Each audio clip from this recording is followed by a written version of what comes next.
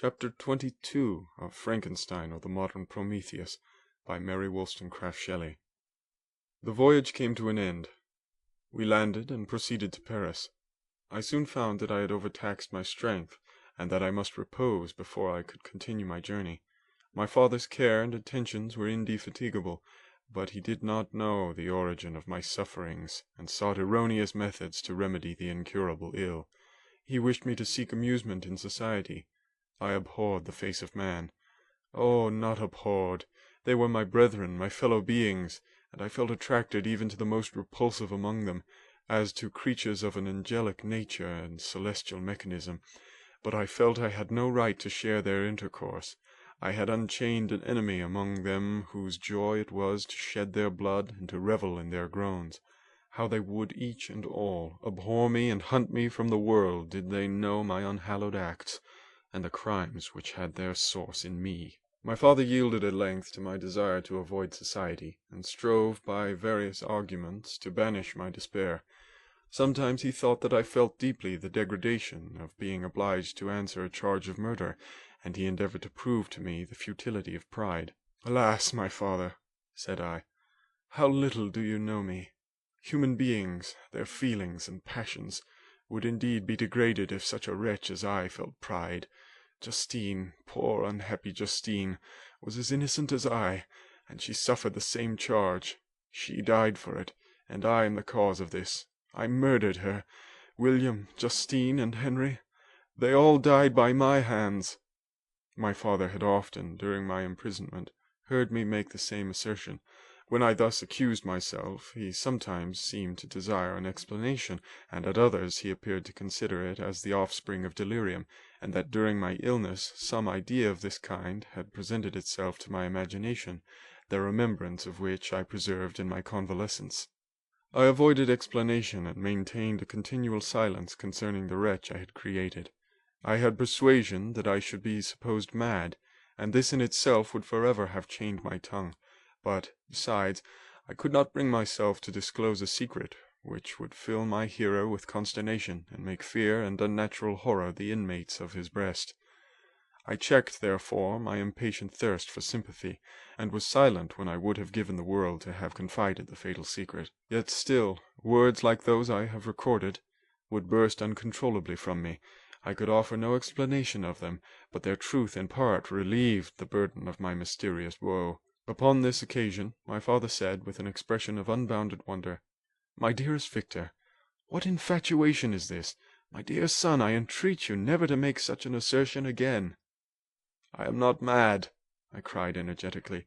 "The sun and the heavens, who have viewed my operations, can bear witness of my truth. I am the assassin of those most innocent victims. They died by my machinations. 1,000 times would I have shed my own blood drop by drop to have saved their lives, but I could not, my father. Indeed, I could not sacrifice the whole human race." The conclusion of this speech convinced my father that my ideas were deranged, and he instantly changed the subject of our conversation, and endeavored to alter the course of my thoughts. He wished as much as possible to obliterate the memory of the scenes that had taken place in Ireland, and never alluded to them or suffered me to speak of my misfortunes. As time passed away, I became more calm. Misery had her dwelling in my heart, but I no longer talked in the same incoherent manner of my own crimes. Sufficient for me was the consciousness of them. By the utmost self-violence I curbed the imperious voice of wretchedness, which sometimes desired to declare itself to the whole world, and my manners were calmer and more composed than they had ever been since my journey to the Sea of Ice. A few days before we left Paris on our way to Switzerland, I received the following letter from Elizabeth. "My dear friend, it gave me the greatest pleasure to receive a letter from my uncle dated at Paris. You are no longer at a formidable distance, and I may hope to see you in less than a fortnight. My poor cousin, how much you have suffered! I expect to see you looking even more ill than when you quitted Geneva. The winter has been passed most miserably, tortured as I have been by anxious suspense. Yet I hope to see peace in your countenance, and to find that your heart is not totally void of comfort and tranquillity. Yet I fear that the same feelings now exist that made you so miserable a year ago, even perhaps augmented by time. I would not disturb you at this period, when so many misfortunes weigh upon you, but a conversation that I had with my uncle previous to his departure renders some explanation necessary before we meet." "Explanation, you may possibly say. What can Elizabeth have to explain? If you really say this, my questions are answered and all my doubts satisfied. But you are distant from me, and it is possible that you may dread and yet be pleased with this explanation, and in a probability of this being the case, I dare not any longer postpone writing what, during your absence, I have often wished to express to you, but have never had the courage to begin. You well know, Victor, that our union had been the favorite plan of your parents ever since our infancy. We were told this when young, and taught to look forward to it as an event which would certainly take place. We were affectionate playfellows during childhood, and I believe, dear and valued friends to one another as we grew older. But as brother and sister often entertain a lively affection towards each other, without desiring a more intimate union, may not such also be our case? Tell me, dearest Victor, answer me, I conjure you by our mutual happiness, with simple truth, do you not love another? You have travelled, you have spent several years of your life at Ingolstadt, and I confess to you, my friend, that when I saw you last autumn so unhappy, flying to solitude from the society of every creature, I could not help supposing that you might regret our connection, and believe yourself bound in honour to fulfil the wishes of your parents, although they oppose themselves to your inclinations. But this is false reasoning. I confess to you, my friend, that I love you, and that in my airy dreams of futurity you have been my constant friend and companion. But it is your happiness I desire as well as my own when I declare to you that our marriage would render me eternally miserable unless it were the dictate of your own free choice. Even now I weep to think that, borne down as you are by the cruelest misfortunes, you may stifle by the word honour all hopes of that love and happiness which would alone restore you to yourself. I, who have so disinterested an affection for you, may increase your miseries tenfold by being an obstacle to your wishes. Ah, Victor, be assured that your cousin and playmate has too sincere a love for you not to be made miserable by this supposition. Be happy, my friend, and if you obey me in this one request, remain satisfied that nothing on earth will have the power to interrupt my tranquillity. Do not let this letter disturb you. Do not answer tomorrow, or the next day, or even until you come, if it will give you pain.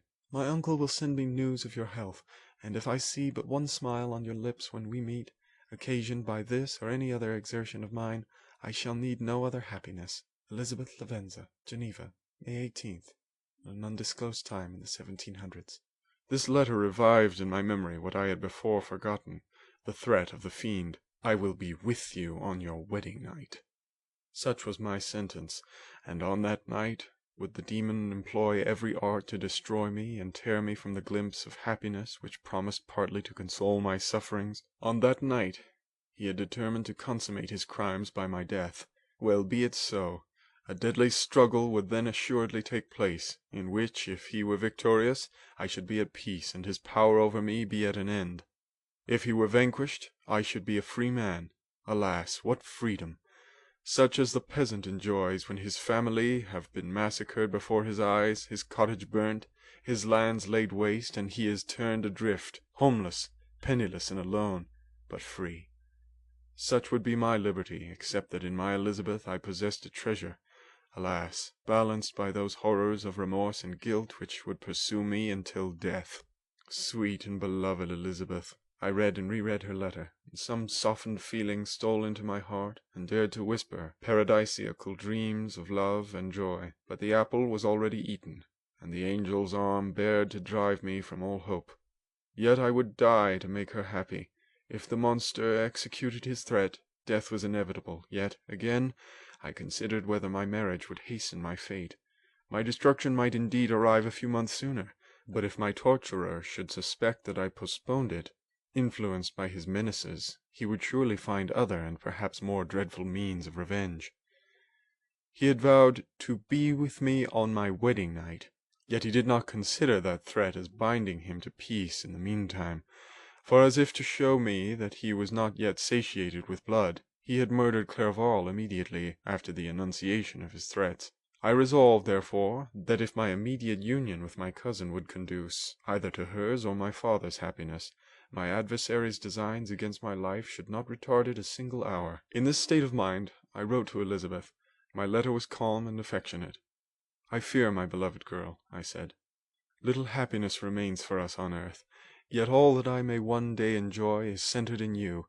Chase away your idle fears. To you alone do I consecrate my life and my endeavors for contentment. I have one secret, Elizabeth, a dreadful one. When revealed to you, it will chill your frame with horror, and then, far from being surprised at my misery, you will only wonder that I survive what I have endured. I will confide this tale of misery and terror to you the day after our marriage shall take place, for, my sweet cousin, there must be perfect confidence between us. But until then, I conjure you, do not mention or allude to it. This I most earnestly entreat, and I know you will comply. In about a week after the arrival of Elizabeth's letter, we returned to Geneva. The sweet girl welcomed me with warm affection, yet tears were in her eyes as she beheld my emaciated frame and feverish cheeks.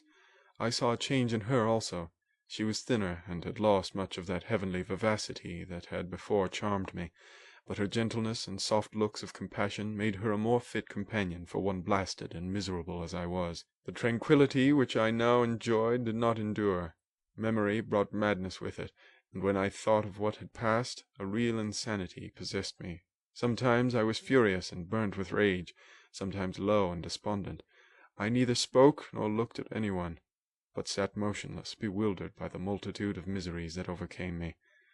Elizabeth alone had the power to draw me from these fits. Her gentle voice would soothe me when transported by passion, and inspire me with human feelings when sunk in torpor. She wept with me and for me.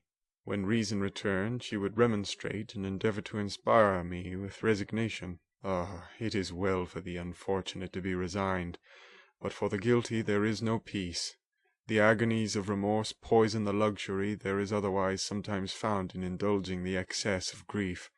Soon after my arrival, my father spoke of my immediate marriage with Elizabeth. I remained silent. "Have you, then, some other attachment?" "None on earth. I love Elizabeth, and I look forward to our union with delight.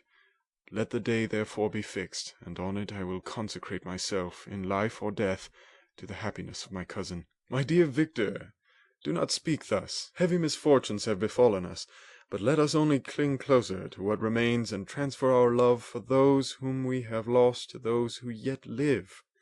Our circle will be small, but bound close by the ties of affection and mutual misfortune. And when time shall have softened your despair, new and dear objects of care will be born to replace those of whom we have been so cruelly deprived." Such were the lessons of my father, but to me the remembrance of the threat returned. Nor can you wonder that, omnipotent as the fiend had yet been in his deeds of blood, I should almost regard him as invincible, and that when he had pronounced the words, "I shall be with you on your wedding night," I should regret the threatened fate as unavoidable. But death was no evil to me if the loss of Elizabeth were balanced with it, and I therefore, with a contented and even cheerful countenance, agreed with my father that if my cousin would consent, the ceremony should take place in 10 days, and thus put, as I imagined, the seal to my fate. Great God! If for one instant I had thought what might be the hellish intention of my fiendish adversary, I would rather have banished myself forever from my native country, and wandered a friendless outcast over the earth, than have consented to this miserable marriage. But as if possessed of magic powers, the monster had blinded me to his real intentions, and when I thought that I had prepared only my own death, I hastened that of a far dearer victim. As the period fixed for our marriage drew nearer, whether from cowardice or a prophetic feeling, I felt my heart sink within me, but I concealed my feelings by an appearance of hilarity that brought smiles and joy to the countenance of my father, but hardly deceived the ever watchful and nicer eye of Elizabeth. She looked forward to our union with placid contentment, not unmingled with a little fear, which past misfortunes had impressed, that what now appeared certain and tangible happiness might soon dissipate into an airy dream and leave no trace but deep and everlasting regret. Preparations were made for the event, congratulatory visits were received, and all wore a smiling appearance. I shut up as well as I could in my own heart the anxiety that preyed there, and entered with seeming earnestness into the plans of my father, although they might only serve as the decorations of my tragedy. Through my father's exertions, a part of the inheritance of Elizabeth had been restored to her by the Austrian government. A small possession on the shores of Como belonged to her. It was agreed that, immediately after our union, we should proceed to Villa Lavenza, and spend our first days of happiness beside the beautiful lake near which it stood. In the meantime I took every precaution to defend my person in case the fiend should openly attack me. I carried pistols and a dagger constantly about me, and was ever on the watch to prevent artifice, and by these means gained a greater degree of tranquillity. Indeed, as the period approached, the threat appeared more as a delusion, not to be regarded as worthy to disturb my peace, while the happiness I hoped for in my marriage wore a greater appearance of certainty, as the day fixed for its solemnization drew nearer, and I heard it continually spoken of as an occurrence which no accident could possibly prevent. Elizabeth seemed happy. My tranquil demeanour contributed greatly to calm her mind, but on the day that was to fulfil my wishes and my destiny she was melancholy, and a presentiment of evil pervaded her, and perhaps also she thought of the dreadful secret which I had promised to reveal to her on the following day. My father was in the meantime overjoyed, and in the bustle of preparation only recognized in the melancholy of his niece the diffidence of a bride.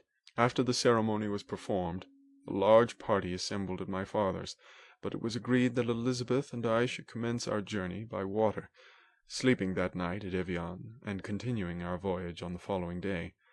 The day was fair, the wind favourable, all smiled on our nuptial embarkation.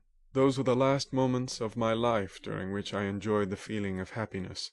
We passed rapidly along. The sun was hot, but we were sheltered from its rays by a kind of canopy while we enjoyed the beauty of the scene. Sometimes on one side of the lake, where we saw Mount Salève, the pleasant banks of Montalegre, and at a distance surmounting all the beautiful Mont Blanc, and the assemblage of snowy mountains that in vain endeavoured to emulate her. Sometimes, coasting the opposite banks, we saw the mighty Jura, opposing its dark side to the ambition that would quit its native country, and an almost insurmountable barrier to the invader who would wish to enslave it. I took the hand of Elizabeth. "You are sorrowful, my love. Ah, if you knew what I have suffered, and what I may yet endure, you would endeavour to let me taste the quiet and freedom from despair that this one day, at least, permits me to enjoy." "Be happy, my dear Victor," replied Elizabeth. "There is, I hope, nothing to distress you, and be assured that if a lively joy is not painted in my face, my heart is contented. Something whispers to me not to depend too much on the prospect that is opened before us, but I will not listen to such a sinister voice. Observe how fast we move along, and how the clouds, which sometimes obscure and sometimes rise above the dome of Mont Blanc, render this scene of beauty still more interesting. Look also at the innumerable fish that are swimming in the clear waters, where we can distinguish every pebble that lies at the bottom. What a divine day! How happy and serene all nature appears!" Thus Elizabeth endeavoured to divert her thoughts and mine from all reflection upon melancholy subjects, but her temper was fluctuating. Joy for a few instants shone in her eyes, but it continually gave place to distraction and reverie. The sun sank lower in the heavens. We passed the river Drance, and observed its path through the chasms of the higher and the glens of the lower hills. The Alps here came closer to the lake, and we approached the amphitheatre of mountains which forms its eastern boundary. The spire of Evian shone under the woods that surrounded it, and the range of mountain above mountain by which it was overhung. The wind, which had hitherto carried us along with amazing rapidity, sank at sunset to a light breeze. The soft air just ruffled the water, and caused a pleasant motion among the trees as we approached the shore, from which it wafted the most delightful scent of flowers and hay. The sun sank beneath the horizon as we landed, and as I touched the shore I felt those cares and fears revive which soon were to clasp me and cling to me forever. End of chapter 22.